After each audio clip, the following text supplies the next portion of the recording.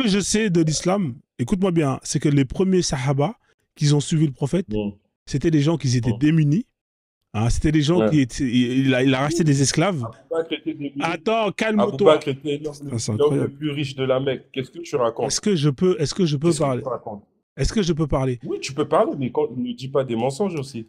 Ce que je sais, parce que tu m'as dit que si ils ont attaqué ça, c'est pour récupérer les biens qui ont été exploités des ce qu'on appelle Sahaba. C'est ce que tu m'as dit. Oui, mais moi je te dis en même temps, parce que tu viens de dire que c'était des pauvres, moi je te dis que Aboubakr c'était l'homme le plus riche de la Mecque. Alors comment tu Attends, s'il te plaît, laisse-moi parler. Moi, ce que tu viens de dire, moi je te réponds par des sources de ce que j'ai lu dans la que ce soit les sources, mon frère, tu es là, mets les sources. Mais toi-même tu vas me mettre les sources parce que moi quand je vais te mettre les sources, tu vas me mettre les sources. Regarde, tu es toujours malin. Attends, écoute-moi, écoute-moi. Tu m'as dit que Aboubakr c'est l'homme le plus riche de la Mecque. Ok, il n'y a pas de problème. Alors écoute-moi bien. Non, tu m'as dit c'est le plus riche. Commence pas à changer. Moi, ce que je vais t'affirmer, et on va avancer, ce que je vais t'affirmer, c'est que les premiers qui ont suivi le prophète, c'était des gens qui étaient démunis, c'était des esclaves qui l'ont racheté. Voilà. La plupart n'avaient pas de biens. La plupart des premiers Sahaba n'avaient pas de biens. Et moi, je vais te mettre une source, je vais te mettre la biographie. Aboubakr était pauvre. Écoute-moi, je répète encore ce que je viens de dire, que ça rentre bien dans ta tête. La plupart des premiers Sahaba étaient des gens qui étaient démunis, qui n'avaient pas de biens. Et je répète encore une fois, la plupart des premiers Sahaba qui justement ont fait la hijra étaient des gens qui étaient pauvres et c'était des gens démunis. Et c'était des esclaves que... J'accepte ta version, mais dans la plupart, heureusement que c'est pas tout. Ouais. Dans la plupart, il y avait quand même des gens qui avaient des biens. Ouais, il y avait des gens qui avaient des biens. Voilà. Est-ce qu'on est d'accord sur ça? On est d'accord que sur ça? D'accord. Voilà. Voilà. Maintenant, on va avancer. Maintenant, attends, calme-toi. On va avancer. On part sur un bon point. On est d'accord que la plupart de ce qu'on a récupéré, c'était uniquement pour une petite minorité de Sahaba qui, eux, avaient des biens.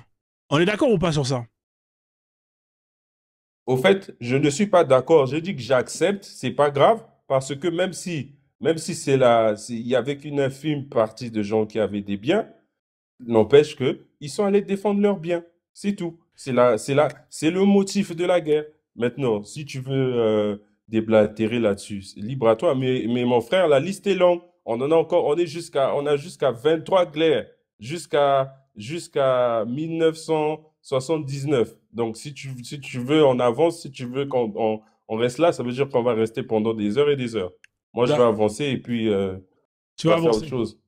D'accord. Ouais. Tu vas avancer. Ok, on va avancer. Il n'y a pas de problème, on va avancer. Il y a des gens qui sont là.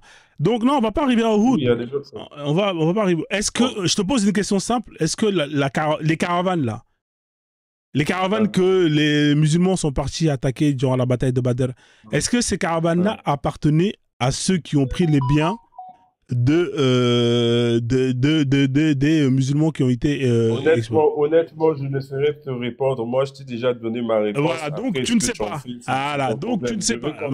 Non, non. Je ne sais pas. Voilà, donc tu ne sais pas. D'accord, donc tu ne sais pas. Donc voilà, donc. Mais je connais la cause de la guerre. Attends, calme-toi, tu ne sais pas. Là, j'aime bien l'honnêteté. Ça veut dire qu'en gros, toi, c'est comme si toi, il y a quelqu'un qui te vole. Une personne qui habite à Mantes-la-Jolie, il te vole tes biens. Toi, tu vas aller braquer le camion de la Brinks qui vient de Mantes-la-Jolie. C'est ça, en fait. Mais tu ne sais pas à qui appartient les effets de ce camion-là. Mais tu vas aller le voler. Tu vas aller voler ce camion-là parce qu'il vient de Mantes-la-Jolie. On est d'accord? Bakel, je te kiffe à mort parce que j'aime trop ton petit jeu. Mais est-ce qu'on peut avancer? C'est pas grave. Mon ami, prenez ça comme à un moment donné... Moi, j'ai déjà expliqué. J'ai déjà expliqué. Mais pourquoi tu veux jouer au petit malin? Ça te regarde. Moi, je suis pas en train de jouer, mon ami. En fait, je suis en train de t'expliquer. Je suis en train de t'expliquer ta logique. Comment tu vas m'expliquer? Tu vas m'expliquer. On te dit que c'était la guerre. La cause de la guerre, c'est la guerre. Quand il y a la guerre, il y a des dommages collatéraux. Tu vas me dire qu'une guerre sans dommages collatéraux, c'est possible. Là, on commence.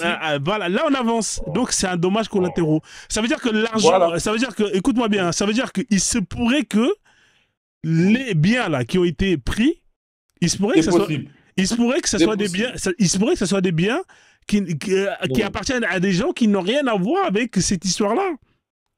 C'est possible. C'est possible. C'est possible. C'est possible. On peut avancer maintenant? Ça, c'est la justice. Ça, c'est la justice d'Allah. Oui, on peut avancer maintenant. L'hypocrisie des musulmans. Ok, on a terminé avec Badr. On va avancer. Vas-y, moi je te dis, à chaque point par point, on va développer et on va creuser pour voir si ça tient la route. Il n'y a pas de problème. Voilà, vas-y, continue. Deuxième point, 625, Uhud. La bataille de Uhud. Cause de la guerre. Représailles des Quraysh après leur défaite de Badr. C'est-à-dire que quand ils ont été malmenés, quand les musulmans les ont malmenés à Badr, on te vole, tu revoles. Ils prennent leur revanche. Et c'était ça la cause de la guerre. Ouais, ça, c'est bon. Ouais. On va débattre aussi là-dessus. On te vole, tu me revoles. Là, c'est normal. Je suis désolé. Vas-y, continue. D'accord. Après, il y a El-Azab. C'est la tranchée. 627. Cause. Coalition des Quraysh et des tribus juives et païennes contre Médine pour exterminer les musulmans. C'est-à-dire qu'ils étaient venus attaquer les musulmans à Médine. Et les musulmans se sont défendus. C'est bon ou bien? Non, je suis pas d'accord avec toi. Je suis pas d'accord avec toi. D'accord. Vas-y alors, il y a trib. Les Sahaba, là, quand ils étaient dans la merde, et qu'on les a accueillis, bah bien sûr, ils étaient dans la merde. Je t'aime trop, mon gars. Voilà, je t'aime beaucoup. Non, mais frère, je mange pas de ce pain-là, mon pote, donc voilà. C'est pas grave, moi je t'aime. Ouais, mais si tu veux, mais moi je mange pas de ce pain-là, frère, c'est pas grave. Mais moi je mange de ce pain-là, y a pas de problème. Si tu veux, mange, mets du beurre, mets ce que tu veux, mais ce sera pas avec moi. Attends, donc, les Sahaba, quand ils étaient dans la sauce et qu'ils sont partis en courant, quand ils étaient dans la sauce et qu'ils sont partis en courant, oui. C'est les Juifs. Ça, c'est les Juifs qui les ont accueillis chez eux. On est d'accord? Oui. Les Juifs les ont accueillis, oui. Ils les ont accueillis chez eux en situation de réfugiés politiques. On est d'accord? Non, on n'est pas d'accord. Ils étaient pas quand ils sont allés là-bas, ils n'étaient pas des réfugiés politiques? Il faut connaître bien les écrits. Qu'est-ce qui se passe? Quand le prophète arrive à Médine, les Juifs, ils étaient venus en nombre, en masse. Et on leur a demandé pourquoi il y a beaucoup de Juifs et de chrétiens ici maintenant. Ils ont dit non, nous, on sait dans nos écrits que non, il y a un prophète qui doit arriver. Et ils disent, ça tombe bien. Les Sahaba ont dit, ça tombe bien. Nous aussi, on a un monsieur qui dit qu'il est prophète. Et c'est là où tu vois que les Juifs sont venus l'interroger, lui ont posé la première question, qui est Dieu? Et c'est là où tu vois la sourate 112 est descendue. Kul huwa Allahu ahad, Allahu samad, lam yalid wa lam yulad wa lam yakul lahu kufuwan ahad. Dit, c'est l'ange qui vient parler au prophète Mohammed qui lui dit, réponds-leur que Allah, c'est l'unique, c'est l'absolu, il n'a pas engendré, il n'a pas été engendré et que nul n'est égal à lui. Les Juifs ont dit, ok, la première question validée. Ils ont posé une deuxième question. Ils ont dit, parle-nous de Dhul-Qarnayn. Donc, c'est un prophète, Dhul-Qarnayn, quand il leur a parlé de Dhul-Qarnayn, et il a commencé à leur parler du peuple de Gog et Magog. Or, les Juifs avaient des versets qu'ils avaient cachés en ce qui concerne Gog et Magog. Ils ont dit vraiment, les textes-là, nous, on a caché ça, on s'est laissé cacher et on a dit qu'il faudrait seulement qu'un prophète puisse nous en parler. Un seul. Mais tu sais que l'épisode que tu racontes. Il y a un troisième point. Attends, oui, c'est les trois questions, mais tu sais que ce que tu es en train de raconter là. Écoute-moi, attends. En fait. Et après. Ah, mais c'est incroyable. Attends, je finis. On connaît la troisième question. Attends, laisse-moi tout. Bon, vas-y, finis. C'est incroyable. C'est incroyable. Tu m'as demandé de parler, laisse-moi finir. Et une fois qu'ils ont posé les trois questions et que le prophète Mohammed sallallahu alayhi wa sallam a pu répondre aux trois questions, ils ont fait l'allégeance. Ils ont reconnu Mohammed comme étant l'envoyé d'Allah et ils sont tous devenus des musulmans. Et ils ont fait ce qu'on appelle le pacte. Donc, ils ont accepté d'être derrière Mohammed. Et après, ils l'ont trahi. Ok. C'est ça, là, Ndoki, il est parti. Dommage qu'il est parti, Ndoki. Il a dit qu'il n'a pas beaucoup de connaissances. C'est dommage parce que justement, j'allais te donner la parole pour que tu corriges sur cette histoire-là. Oh là là. Ndoki, reviens, Ndoki, s'il te plaît. C'est faux, c'est faux. Ndoki, reviens, Ndoki. C'est mon parent congolais. Bon, c'est pas grave. Il est parti parce Parce qu'en fait, tu racontes n'importe quoi. C'est ça le problème, en fait. Ah, d'accord, ok. Donc, moi, Mais tu sais, en train de il a lire pas des beaucoup de sources. connaissances. Ouais, je sais, il fait mal à la tête. C'est pour ça que je vais. de la peine, ce qu'il raconte, là. Ouais. Doki.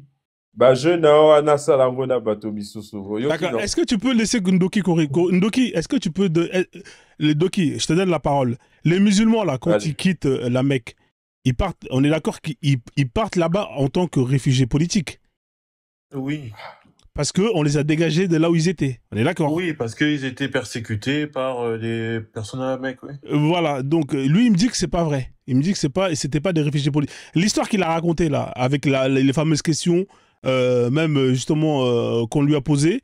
Et comme, justement, il n'avait pas dit Inch'Allah, tu connais cette histoire de, pendant plusieurs jours, Djibril n'a pas apparu pour lui donner la réponse. C'était quoi la justification de Djibril? Il a dit quoi, justement, Djibril à Mohammed? Le prophète Mohammed sallallahu alayhi wa sallam n'avait pas dit Inch'Allah. Ouais, mais donc on est d'accord que cette histoire, c'est cette histoire dont tu parles, on est d'accord ou pas? Non, c'est pas la même chose. Ça n'a rien à voir. C'est pas celle-là qu'on lui donne la réponse des trois questions posées par les Juifs? Voilà. Les trois questions, je t'explique. C'est quand le prophète arrive, c'est-à-dire ipso facto, dès le moment où il arrive. Allô la source de ça. Attends, Ndoki, il va me répondre, Ndoki. Ndoki, là, l'histoire qu'il raconte là, c'est quelle histoire? Est-ce que c'est quand le prophète il est arrivé là-bas ou est-ce que c'était avant, quand on envoyait justement des Juifs pour lui poser ces questions-là? Réponds-moi, Ndoki, s'il te plaît, parce que moi je suis perdu. Non, mais la persécution, elle s'est faite à partir du moment où il y a eu la construction et la constitution de l'islam. Et de ce fait, pour préserver leur pouvoir politique, les Kouraïchites se sont mis à persécuter et à spolier les biens des musulmans en les chassant de la Mecque, de la Mecque, pour qu'ils aillent se constituer à Médine. Et après, à cause de la faiblesse économique de cette secte musulmane, ils se sont mis à attaquer les biens des autres pour pouvoir se constituer une armée pour reconquérir à nouveau la Mecque. Donc c'est ça la bataille de Badr, c'est clairement le fait que les Kouraïchites avaient anticipé le fait que les musulmans allaient encore une fois essayer d'attaquer leurs biens, puisque les Kouraïchites, enfin les populations de la Mecque étaient des populations commerciales, et de ce fait c'était un grand hub commercial. Et de ce fait, ils attaquaient les marchandises, et pour défendre les marchandises, ils se sont constitués une armée et ils ont bataillé contre les musulmans qui allaient encore une fois attaquer des convois de biens, aussi simplement que ça. En fait. Tu peux donner une source, s'il te plaît? La source, c'est la Sira d'Ibn Hisham. Hein, tu peux la lire, on peut la lire. Toi aussi, tu peux donner des sources. Comme la source. Ouais, c'est la Sira. Moi, j'ai les sources, j'ai pas de problème. Mais donne, il est là, il peut mettre ça là, on va lire. Mais toi, t'as donné une source, toi, depuis que t'es là, depuis tout à l'heure? Mais oui, ce que je suis en train de te dire comme source des guerres, là, je suis en train de lire les hadiths, je suis en train de voir la liste des guerres de l'islam. D'accord, ok. Ok, je vais te répondre. Oui. Est-ce qu'on est d'accord que... Montre-moi la source. Moi, je vais te montrer... réponds pas. Oui, mais t'as montré aucune source, mon pote. Je vais rien montrer si t'as rien montré. La caméra, si tu veux. Ouais, il n'y a pas de problème. Commence par la charité bien ordonnée, commence par soi-même. Hein, chose que t'as pas fait. Jusqu'à présent, t'as pas fait. Donc, ne me demande pas. Là, je vais expliquer. Alors, les Quraysh, laisse-moi t'expliquer. La Mecque et Yatrib, avant que le prophète il arrive à Yatrib, ces deux villes avaient une bonne relation. Ils n'avaient pas de problème. Hein? Il n'y avait pas de problème entre Yatrib et la Mecque. Pourquoi? Parce que la Mecque, c'est une ville qui accueillait des gens qui venaient à Yatrib chaque année pour le pèlerinage. Et les Yatribiens, c'était des gens, c'était des commerçants qui venaient en même temps vendre leurs affaires. Tout le monde était gagnant-gagnant. Il y avait une relation cordiale entre ces deux villes. Quand le prophète il est chassé, il est accueilli en tant que réfugié politique. Parce que quelqu'un qui vient chez vous, il vient chez vous comme ça, c'est parce qu'il a été chassé. C'est comme quand il y a la guerre. Quand tu as une population qui se déplace d'un pays à un autre, c'est ce qu'on appelle des réfugiés politiques. On est d'accord ou pas, Manda?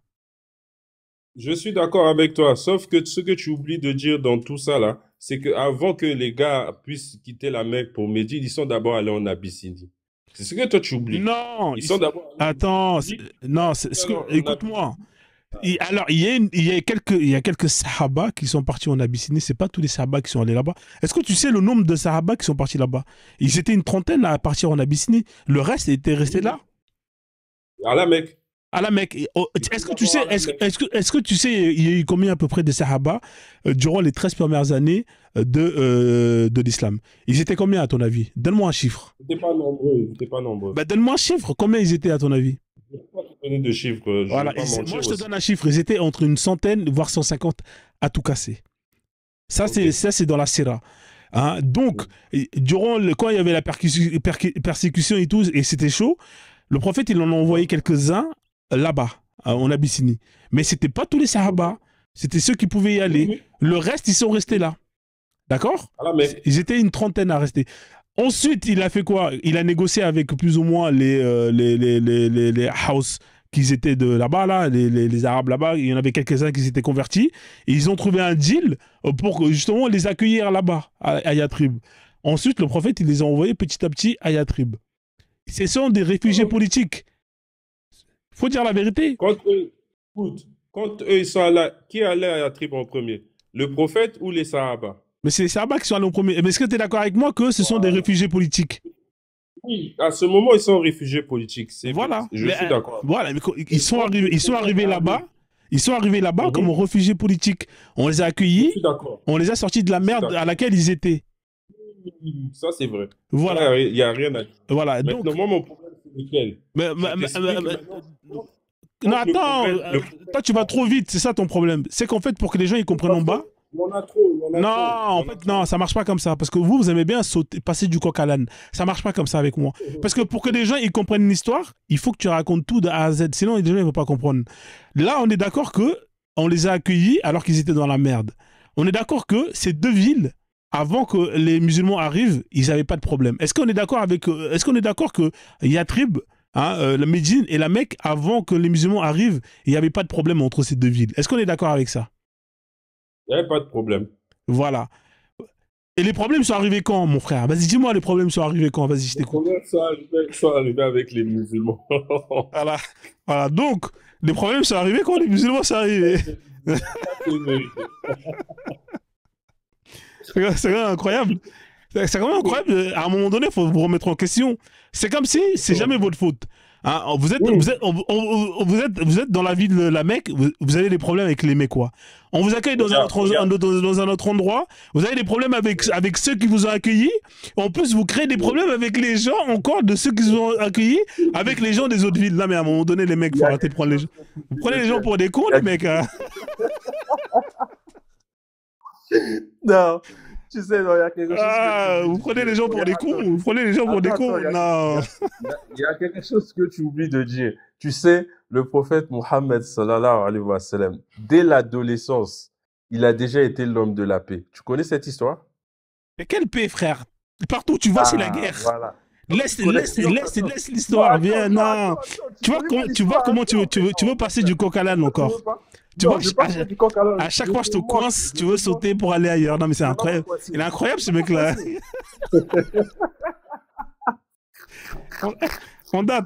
Ici, c'est technique. Ici, c'est la Ligue des Champions.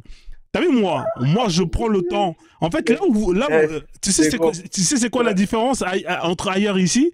C'est que moi, chaque histoire que tu vas raconter, moi, je vais prendre le temps de prendre le contexte et de bien expliquer pour comprendre. Voilà, donc toi, comme tu vois que tu es coincé, tu veux zapper pour parler du prophète qui parle de la paix. D'accord. Voilà. Donc on est d'accord que le prophète, on est d'accord que les musulmans. Je suis d'accord. Voilà. Non, je suis d'accord. Voilà. C'est à cause des musulmans qu'il y a eu la guerre. Et voilà. Je suis d'accord. Voilà, merci. Voilà. Mais, ce que tu omets de dire, c'est que il n'y a pas que ça. Par exemple, avant que même le prophète ne sache qu'il est prophète, il y a une histoire. Laisse ça, frère. Où tous les Arabes se sont battus quand ils ont terminé de reconstruire la Mecque pour savoir qui va placer la pierre noire sur la Mecque. Ils ont voulu aller en guerre. Et quand ils ont fait la réunion de toutes les tribus arabes pour savoir quel est le chef de tribu qui va poser la pierre sur la Mecque, ils n'arrivaient plus. Et le prophète, il passait par là, comme c'est le neveu d'un des chefs des tribus, il passait par là. Et le chef de tribu l'appelle, Mohamed, viens, s'il te plaît. Là, on est en train de décider d'aller en guerre parce que tout le monde dit que c'est lui qui doit mettre la pierre. Comment on va faire? Le prophète a dit, ah, vous avez vu le turban là? Le turban qui est là. Oui, on voit le turban. Prenez la pierre, mettez-la sur le turban. Vous tous tenez le turban. Allez-y la mettre sur la Mecque et comme ça, tout le monde aura posé la pierre. Et il a évité la guerre. Donc, les bienfaits là, il faut aussi les raconter. Mon ami, moi, en fait, je vais te montrer que toujours ceux qui foutent la merde, c'est les musulmans. Et je vais te le montrer source par source, hein, tu vas voir. Ça, on va laisser Black, il n'a pas parlé. Que tu mets. C'est quel auteur? Ça, c'est la Sira de Ibn Hisham. Oh, toi, tu es malin. Non, on va mettre la Sira, on va regarder la biographie. Pas d'Ibn Hisham, moi, je ne connais pas. Bah, tu connais pas, tu connais pas la biographie d'Ibn Hisham, frère, c'est grave, tu connais pas la biographie d'Ibn Hisham. Mets-moi Sahih Bukhari, mets-moi El-Koutoubi. Mais la biographie, elle est là, mon pote. De quoi tu me parles? La biographie, elle est là, mon pote. De quoi tu me parles? Non. Black Shadow. C'est dangereux, toi. Black Shadow. Attends, on va laisser Black Shadow. Après, on va te lire. Black Shadow. Écoute-moi, Black Shadow, t'es là ou pas? Oui, je suis là. Ouais. Black Shadow, à un moment donné, t'es né dans un endroit, tout le monde te déteste. Hein? Tu quittes cet endroit pour aller dans un autre endroit où il n'y a pas de problème, tout le monde te déteste. À un moment donné, il faut se regarder. À un moment donné, il faut se poser les bonnes questions. Tu vois, il faut voir c'est qui le problème, tu vois, parce qu'à un moment donné. Il faut se poser les bonnes questions. Vraiment. Faut se poser les bonnes questions, vraiment. Ah bah frère, est-ce que c'est pas toi le problème? Est-ce que c'est pas toi le problème par hasard? Ça va arranger ma soirée, voilà. Parce que vous avez une manière de voir les choses. Vous voulez pas avoir une analyse. Moi, c'est comme ça que j'analyse les choses. Hein. Le prophète, t'as arrangé ma soirée, mon gars. Le prophète, le prophète, il est né dans une ville où t'as des gens, t'as 360 religions, t'as les chrétiens, t'as les juifs. Ils vivent en harmonie, il n'y a pas de problème. Chacun vient avec sa religion, chacun vient faire son culte, il n'y a pas de problème. Lui, il vient avec sa religion. Il y a des problèmes. Il y a des problèmes. Hein, il vient, il commence à dire aux gens, il commence à dire aux gens, vous arrêtez ces conneries-là, nanana. Hein, il y a des problèmes. Tu vois? Ensuite, il se met à dos tout le monde. Il insulte les religions des autres. Il y a un problème. Ouais, il insulte tout le monde et il se met à dos tout le monde. Je te dis. On lui dégage de là. Il a la chance. Chaud. Parce que là, ils sont en train de se plaindre. Ils sont en train de se plaindre. Bakem, on n'a pas fini, s'il te plaît. On a dit, on va passer au scanner toutes les guerres. Tu veux faire fuir. Tu as dit, il faut que tu me montres que nous avons été les gars qui avons causé les guerres. Oui. Laisse-moi, je parle des suites des guerres. Viens, regarde. Je lis. Est-ce que je peux lire une partie de la Sira? Bakar, je peux avoir fait la parole, s'il te plaît? Vas-y, Black Shadow. Bien sûr. Tout à l'heure, j'ai entendu Manda, il a dit que ça apportait aussi du bien. Rappelle-moi, Mohamed, il avait des esclaves ou pas? Il a rapporté de l'esclavage, de la pédophilie et des guerres. Oui. Et après, alors, il est le problème. Quel bien qu'il a apporté? Oui, mais où est le bien? Mais moi, je suis là, c'est déjà un bien. Oui, mais toi, t'es un esclave de l'islam. Je suis esclave de l'islam, ça en tout cas tu n'as pas menti. Ouais, ça va être compliqué, tu vas pas l'avoir comme ça, Black Shadow. Attends, laisse-moi gérer. Alors, Manda, le prophète quand il arrivait, en fait, on a dépassé un épisode. Le prophète quand il arrive, quand il reçoit la révélation, hein, et qu'il regarde, là tu es trop loin là. Non, je suis revenu encore en arrière. 250. Non, en fait, toi t'es allé trop vite. Ça c'est avant le prophète ou bien ça c'est quelle ère? Oui. Ça, c'est quelle ère? Attends, s'il te plaît. Ça c'est avant Jésus-Christ, après Jésus-Christ. Non, je veux juste savoir parce que je vois 262. Non, ça c'est la Sira. Que tu m'expliques. En fait, c'est la Sira. Là, il y a marqué première prédication. Écoute-moi, il y a marqué première prédication de l'islam et réaction des Quraysh. Ça veut dire que là, on est vraiment tout au début de l'islam, d'accord? On va essayer de comprendre. Mais comment c'est en 262? Non, laisse tomber ça. C'est les pages, en fait. Te prends pas la tête. C'est pas grave. Te prends pas la tête sur ça parce que c'est les pages de truc. Là, ici, on est. Le prophète, il a reçu la révélation Et il a commencé à constituer ses premiers sahaba, qui d'abord, dans un premier temps, étaient plus ou moins les gens de sa famille, sa femme avec son meilleur pote, etc., etc. Ensuite, sa femme, avec l'argent qu'elle avait, il a racheté quelques esclaves qui l'ont suivi, les démunis l'ont suivi, etc., etc. Et là, on t'explique les débuts de l'islam. Moi, je te pose une question avant de lire. Quand le prophète il est parti déclarer l'islam au Quraysh, tu peux m'expliquer qu'est-ce qui s'est passé ou pas? Il s'est passé quoi quand le prophète a appelé les Quraysh pour leur dire « Je suis le prophète, voici l'islam ». Tu peux m'expliquer, selon ta version, qu'est-ce qui s'est passé?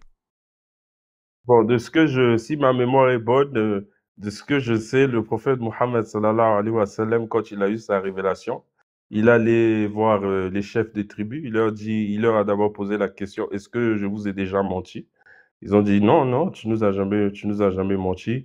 Est-ce que vraiment vous pensez que je suis quelqu'un qui est fiable? Ils ont dit, oui, toi tu es Al-Amin, tu es dans la cité, dans toute l'Arabie, on sait que la personne de confiance, c'est toi, Mohammed. On connaît ça. Il dit, bon, si je vous annonce maintenant que je suis prophète, vous allez dire quoi? Ils sont restés silencieux et il leur a dit, ben, je suis le prophète et Allah a demandé qu'on adore qu'un seul Dieu. Voilà. Et les réactions, les gars ont pété les plombs, tout et nanana. Les gars ont pété les plombs, vas-y, non. Là, c'est ça qui m'intéresse. Tout nanani nanana. Ça veut dire quoi, ça? Vas-y.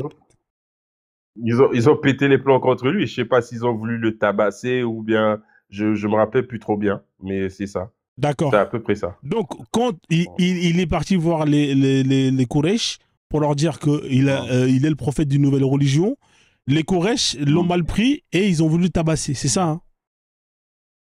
Je sais pas exactement ce qui s'est passé après, mais je sais que d'aussi bien que je me rappelle, il a commencé par leur demander qu'est-ce qu'ils pensent de lui.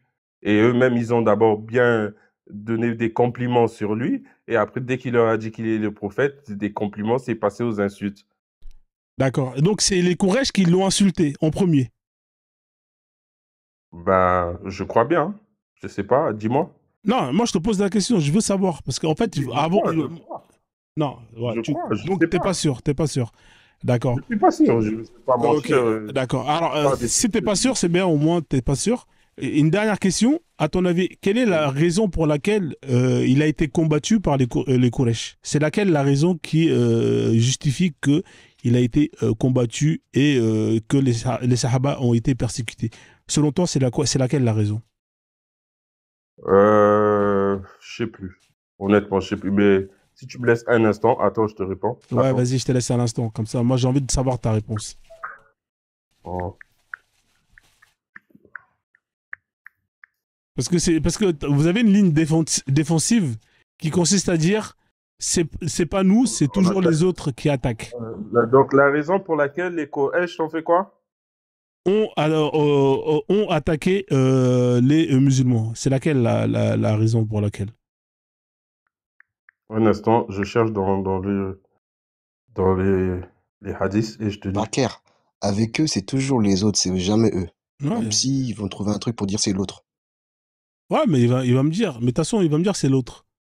Et après, on va voir, on va le lire justement pour. Les Quraysh ont attaqué le prophète, non pas à cause de la violence, car au début, l'islam était pacifique à la Mecque, mais 3 raisons profondes les ont poussés à le combattre. Première raison, rejet de l'unicité de Dieu. Il leur a demandé de dire La ilaha illallah, mais les Quraysh refusaient. Pourquoi? Ils adoraient Allat, Uzza et Manat. Le Tawhid était une insulte à leurs ancêtres. Ils voyaient cela comme une rupture sociale et religieuse. Preuve, le Coran, sourate 38, verset 5, réduira-t-il les divinités à un seul Dieu? Voilà une chose vraiment étonnante. Deuxième raison, raison politique, peur de perdre le contrôle de la Mecque. Les chefs Quraysh, Abu Jalab, Abu Sufyan, etc., craignaient que les tribus arabes se rallient à Mohammed, leur pouvoir tribal soit menacé, leur honneur, soit renversé par un prophète sans richesse ni armée. Troisième raison économique, crainte de perte les pèlerins et le commerce. La Mecque était un centre de pèlerinage païen. Des milliers de tribus venaient vénérer les idoles chaque année. Cela générait de grands revenus commerciaux. Si Mohammed détruit les idoles, plus personne ne viendrait. Preuve, Coran, sourate 106, du verset 1 à 3. Pour les coutumes des Quraysh qui font le commerce d'hiver été. Ils ne voulaient pas que l'islam détruise cette économie basée sur le polythéisme. Conclusion, ils ont donc persécuté, expulsé, puis attaqué les musulmans pour préserver leur intérêt par soif de justice. Voilà. Il est sur Issam GPT, là. Ok. Non, mais tranquille, hein. On va voir la bonne raison. Merci pour ta réponse. Alors, vous voyez, hein, là, à aucun moment, ils disent que c'est parce que c'est le prophète qui les a offensés. Hein, voilà. C'est parce qu'ils ont peur de perdre leur business. C'est parce qu'ils ont refusé d'embrasser l'islam. Et la troisième raison, c'était quoi déjà? C'est économique, c'est ça? Voilà, économique. Ouais. Oui, la première raison, c'est justement parce qu'il les a offensés, Bakem. Quand il te dit que... d'accord. Donc, c'est parce que... C'est qui a offensé... Attends. Qui a offensé qui? Le prophète les a offensés parce qu'il leur a dit qu'il faut adorer qu'un seul Dieu. Donc, ils ont trouvé ça offensant. Comment ça? Il va nous dire de laisser le Dieu de nos ancêtres et tout. Je t'ai bien lu la sourate. D'accord. Alors, ils ont été gentils dans la réponse. On va lire, hein. Pourquoi? On va comprendre. Ici, vous voyez, on est vraiment au commencement du commencement. Écoutez bien. Hein. Allons-y. Alors, lorsque les compagnons du prophète voulaient faire leur prière, ça, c'était les premiers sahaba. Ils sortaient de la ville pour se dérober au regard des Quraysh. Un jour que Sa'ad ibn Abu Waqqas était en train d'accomplir la prière avec quelques musulmans dans un sentier des environs de la Mecque, voici lorsqu'ils furent surpris par des païens. Ces derniers leur reprochèrent violemment ce qu'ils faisaient et même leur cherchaient querelle. Sa'ad frappa alors l'un des idolâtres avec la mâchoire d'un chameau et le blessa à la tête. Ce fut le premier sang versé dans l'islam. Hein. Ce fut le premier sang versé dans l'islam. Ce fut le premier sang versé dans l'islam. Hein, on continue. Hein, c'est-à-dire que la première goutte de sang qui a eu lieu dans l'islam, c'est déjà un musulman qui l'a fait sur un païen. Tout ça. Cause. Alors la cause, je vais vous la répéter. Ces derniers leur reprochèrent violemment ce qu'ils faisaient et leur cherchaient querelle. Voilà. Donc, alors c'est... qu'on les a provoqués, non? Oui, voilà. D'accord. Donc toi, alors, Manda, si toi, on te reproche violemment, peu importe, hein, si on te traite, peu importe, hein, violemment, là on parle de verbal, on n'a pas parlé de points, parce que sinon on l'aurait dit physiquement. Oh, mon ami, comment tu peux prouver que ça n'a pas été des points? Qu'est-ce qui te pousse qu'on les poussait pas, qu'on les jetait pas des pierres, tout ça? Comment tu sais? Alors, parce qu'il y a marqué, ces dernières leur reprochèrent violemment. Reprocher violemment, reprocher violemment quelqu'un de prier, ça veut dire quoi après? La suite. Voilà. Est-ce qu'on est d'accord que c'est pas... Reprochèrent violemment, je lis, hein, ces derniers leur reprochèrent violemment ce qu'ils faisaient et même leur cherchaient querelle. C'est la partie là, querelle. Querelle, c'est quoi la querelle? Chercher querelle, c'est quoi? Chercher querelle. Si tu veux, ouais, la bagarre. Chercher. Alors, voilà, tu cherches la bagarre. Ouais, c'est quoi une querelle? Non, attends, calme-toi. La bagarre, mon ami. Attends, calme-toi. On va lire le mot querelle. Parce que chaque mot a une définition. C'est pas moi que tu vas me la mettre. Hein, parce que là, chercher la définition. Querelle. Alors, on va regarder. Qu'est-ce que ça veut dire querelle? Toi, tu dis querelle, c'est la bagarre. D'accord? On va lire. Querelle, vif désaccord entre deux personnes. Voilà. Oui. Voilà. Donc, c'est ce qu'on appelle, il y a marqué vif désaccord entre deux personnes. Est-ce que un vif désaccord entre deux personnes, c'est la bagarre? Réponds-moi. Mon frère, un vif désaccord avec quelqu'un, ça mène à quoi? Non. Aujourd'hui, moi, j'ai une autre définition ici. D'accord. Est-ce que... Il n'y a pas de problème. Regarde, une querelle, d'accord. Voilà. On te donne un exemple ici. On te donne un exemple. Attends, j'ai fini la définition. J'ai fini la définition. Querelle d'amoureux. Il y a marqué là, querelle d'amoureux, c'est un exemple. Est-ce que querelle d'amoureux, hein, il y a le mot querelle, c'est la bagarre. C'est-à-dire quand tu as une querelle d'amoureux, ça finit en bagarre ou pas? Vas-y, réponds. qu'il n'y a pas de querelle d'amoureux qui finissent en bagarre. Arrête ça, Bakem. Donc, Arrête de jouer au malin. Regarde, synonyme du mot querelle, attends. Argordrade, altercation, conflit, controverse, débat, différend, dispute, ouais, dissension, ouais, escarmouche, ouais, escarmouche, si tu veux, hein, ouais, polémique, ouais, polémique, bec, ouais. scène. Maintenant, altercation, là, tu as mis ça où? Ok, est-ce que... Altercation. Écoute-moi, d'accord. Tu sais qu'on peut on peut avoir une altercation sans nécessairement utiliser la violence. C'est ça, exactement, je suis d'accord avec toi. Tout comme on peut avoir une altercation en utilisant la violence. Les deux cas sont possibles. Justement, et le passage là, il te dit très bien que c'est le musulman qui a frappé en premier. Exactement. Attends, je vais le relire parce que c'est là où il va être bloqué. C'est là où il va être bloqué. Alors, oui, parce que c'est écrit en fait. Regarde, alors, écoute bien, il y a marqué quoi là? Sahad frappa alors l'un des idolâtres avec la mâchoire. C'est qui a frappé qui en premier? C'est le musulman qui a frappé, qui a utilisé la main en premier. Donc on est d'accord que c'est vrai que peut-être que je vais te donner le point sur que effectivement les païens ils sont venus leur casser des couilles. Je suis d'accord avec toi. Voilà. Mais est-ce que c'est une raison pour ramasser une mâchoire de chameau et de frapper sur la tête jusqu'à blesser et à faire saigner la personne? Toi, on vient de chercher la mère dans la rue. Ouais, t'es un bouffon, t'es mal habillé. Tu vas ramasser une bouteille de bouteille de coca ou une bouteille de vodka et tu vas casser, frapper sur la tête du gars qui est venu te chercher querelle. Hein, Manda? Ah, donc ça dépend. Franchement, ça dépend. D'accord. Donc, en fait, toi, t'es le genre de mec à ramasser des bouteilles de verre pour aller frapper sur la tête des gens qui viennent te chercher querelle. Je suis un bon katangé. Moi, avec mes points, je vais t'expliquer la vie. T'en fais pas. D'accord.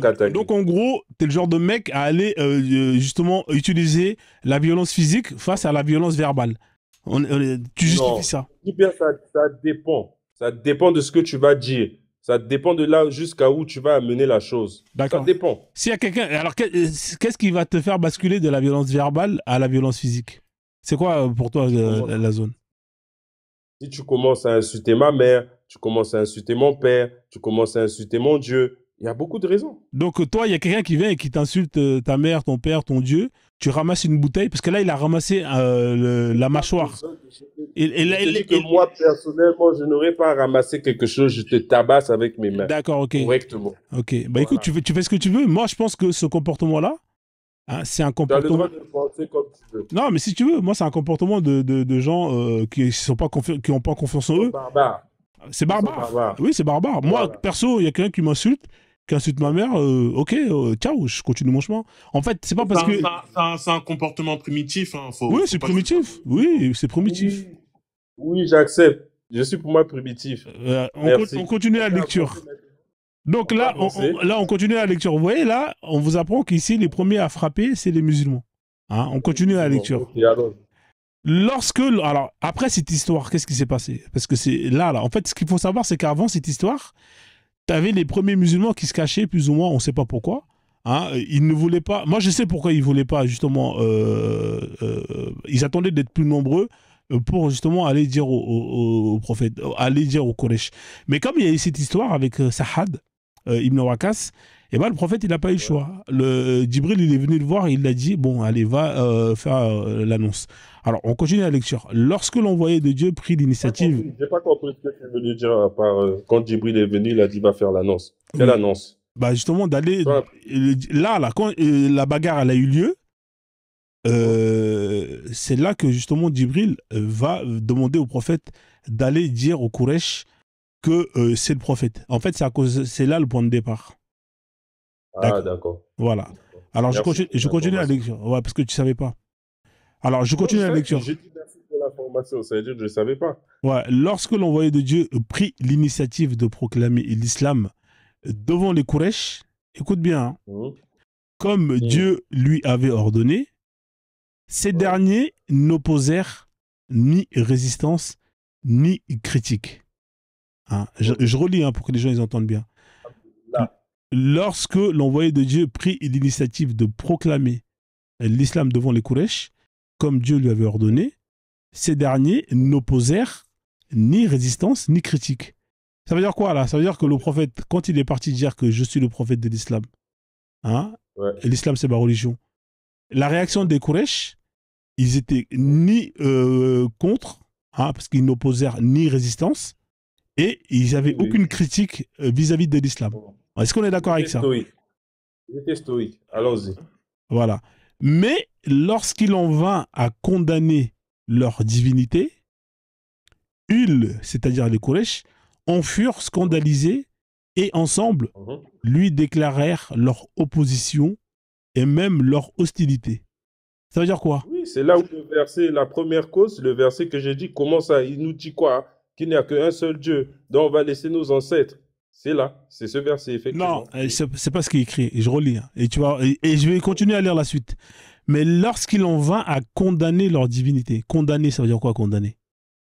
Mais c'est pas Dieu, c'est pas ça. C'est pas le chemin. C'est pas le bon chemin. D'accord, c'est en gros, condamner, c'est en gros.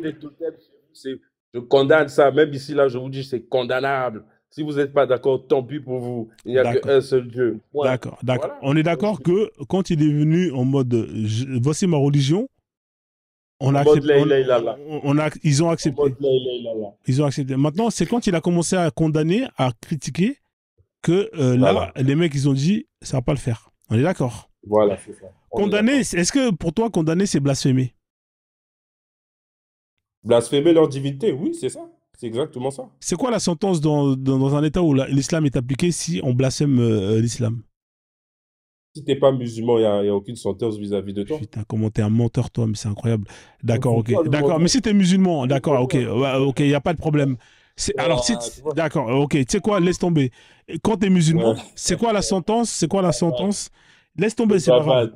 C'est quoi la sentence? Il n'y a pas de problème. C'est quoi la sentence pour un musulman qui blasphème l'islam? On le babane. C'est quoi ça, babane? On le tabasse. C'est ça la sentence pour celui qui blasphème l'islam? C'est le tabassage? Bah oui. C'est faux, c'est la peine de mort. C'est incroyable ce mec-là. Non. C'est la peine de mort. Il fait la taquilla, s'il te plaît. Il fait la taquilla, là. Vous confondez entre blasphémer et apostasier. C'est deux choses différentes. Aujourd'hui, tu peux être assis avec moi, tu parles, tu blasphèmes. Mon ami, deux petites claques. Écoute-moi, mon ami, quand tu blasphèmes... Attends, Imam Bakem, attends, je vais laisser juste 2 secondes. Un musulman qui blasphème l'islam a apostasié. C'est ça la définition, mon pote. C'est ça que tu comprends pas. Faux. Si, c'est vrai. C'est faux. Si. C'est faux. Parce que tu peux... Regarde, je te dis pourquoi. Je t'explique pourquoi. Parce que tu peux aujourd'hui dire des choses qui te font sortir de l'islam, mais toi-même, tu t'en rends pas compte. Maintenant, une fois qu'on t'explique que ce que tu es en train de faire, c'est pas bon, si l'islam ne dit pas ça, c'est comme ça, c'est comme ça, c'est comme ça, et que tu insistes, là, maintenant, on va te babane. Maintenant, si à cause de ça, tu décides de sortir de l'islam, là, on applique sur toi la sanction qu'il faut appliquer à un apostat. Mon ami, étape par étape. Et je te le redis, un musulman qui blasphème l'islam est un apostat. Hein? Effectivement, il n'y a pas de problème. On lui explique, on lui donne 3 jours s'il veut se rectifier de ce qu'il a dit, de son blasphème. Moi, j'ai une question à lui poser. Vas-y, pose-lui. Quelle était la justification des attaques de Paris en 2015 avec Charlie Hebdo, s'il te plaît? Oh, mon ami, arrête de me parler des histoires de Charlie Hebdo, s'il te plaît. Là, on n'est pas encore arrivé là. On arrive. On y arrive. Ouais, ok, je te dis. Ok, pas de souci. Tu veux pas en parler, je vais dire aux autres. Je vais en parler, on y arrive. On est au 627 d'abord. D'accord, mais je vais te dire pourquoi. Je vais te dire pourquoi les journalistes de Charlie. Attends, s'il te plaît. Je vais dire pourquoi les journalistes de Charlie Hebdo ont été attaqués, voire déjà. On les a déjà parce qu'ils ont caricaturé en se moquant, en blasphémant l'islam. Et c'est pour ça que des musulmans se sont levés un matin pour aller les djihad. Est-ce qu'ils avaient raison? Est-ce que l'islam leur donne raison? L'islam leur donne tort? Le prophète Mohammed, il y a un petit garçon de 14 ans qui est venu le voir, qui lui a dit que toi, tu n'es pas un prophète, tu n'es rien, tu as absolument rien. Et le sahaba du prophète a voulu le tuer. Le prophète a dit non. Pourquoi tu veux le tuer? Est-ce que, regarde, si tu veux jouer à ça, est-ce que tu sais combien de... Est-ce que tu sais... Attends, Manda. Est-ce que tu sais combien de poètes ont été déjà sous commanditation du prophète parce que justement, ils l'ont caricaturé. Tu sais, il y a eu combien de poètes qui ont été tués, hein, des poètes juifs, sous l'ordre du prophète? Non, là, je ne sais pas. Ah là. Je vais te donner après, t'inquiète pas. Encore. Oui, je vais te donner la science après. On va continuer à lire. C'est juste pour t'expliquer que... Allez. Non, arrête. On avance là. On est maintenant à la bataille de Banu. Attends, on termine la lecture. Pourquoi est-ce que t'aimes pas qu'on lit? T'as vu, tu m'as demandé des sources. Je suis en train de te donner des sources. Calme-toi, frère. C'est pour les gens qui écoutent là. Il faut qu'ils apprennent le début de l'islam. C'est important, oui, mais c'est important de comprendre. Là, tu n'étais pas au courant là, tu as appris que les premiers à avoir versé le sang. Franchement, j'ai appris. Voilà, alors continue d'apprendre. Sois pas pressé. Là, t'ouvres ses portes pour m'avoir montré le chemin de la guidance. Voilà, on continue. Alors, on continue. Alors, Bassem. Ouais. Juste un truc à rajouter. Vas-y. Quand il disait quand tu quittes l'islam, tu n'as rien. En Égypte, en 2011, il y avait des anciens musulmans convertis au christianisme qui se sont fait décapiter par les Daesh. N'oublie pas ça. Ah, il y en a plein, ouais, effectivement. Mon ami, non, il veut te dire quelque chose, s'il te plaît. Mon ami, il faut faire attention. Faut pas mélanger les propos que j'ai eu à dire avec ce que toi tu penses. Moi, j'ai dit ceci. Si aujourd'hui tu commets un blasphème, je dis bien un blasphème. Un blasphème, c'est quoi? C'est médire de Dieu. Tu dis quelque chose qui n'a rien à voir avec Dieu. On peut te taper et on peut t'expliquer avec les propos que ce que tu as fait est mauvais. Maintenant, une fois que tu as reçu la science et que tu insistes pour faire ça et qu'à cause de ça, tu décides de dire que non, moi je veux plus être musulman, là on applique sur toi la loi de l'apostat. On te tue. C'est clair. Ok, je peux continuer la lecture. Après, je vais te donner les sources par rapport aux poètes qui ont été tués. Shadow, il dit des choses qui sont fausses sur moi, ça te fait rien. Continue pour toi. Alors, cependant, quelques-uns avaient connu l'islam par la grâce de Dieu et pratiqué en secret. Ça, c'était ce que je t'avais dit. Alors, on continue. Abu Talib, oncle de Mohammed, avait pris son neveu sous son aile. Il le défendait en public. Ouais. Hein, parce que s'il n'était pas là, il était mort, le prophète.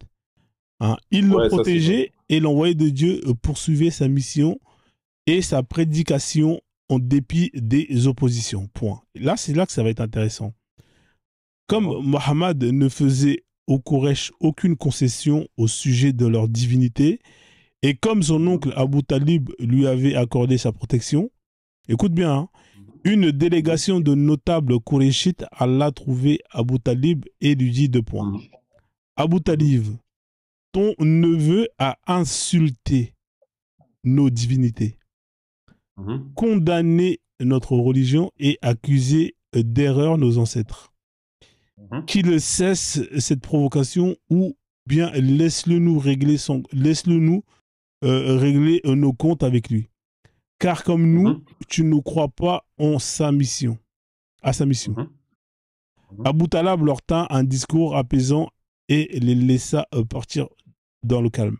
Donc ici, on apprend que le prophète, hein, c'est quelqu'un qui insulte les divinités des autres, hein, leurs croyances. Hein.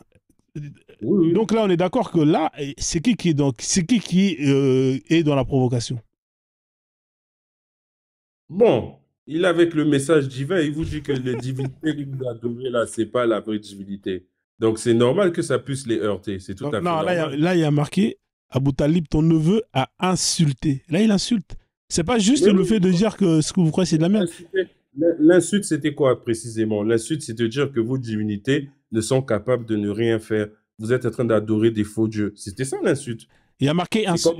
Il y a marqué insulte. C'est comme moi, par exemple, tu me dis que Allah est un faux dieu, il est capable de ne rien faire. C'est une insulte. Ouais. D'accord. On est d'accord que là, c'est qui attaque qui en premier encore? C'est Allah à travers Mohamed qui attaque les Quraysh. D'accord, ok. Voilà. Donc là, c'est encore vous les victimes.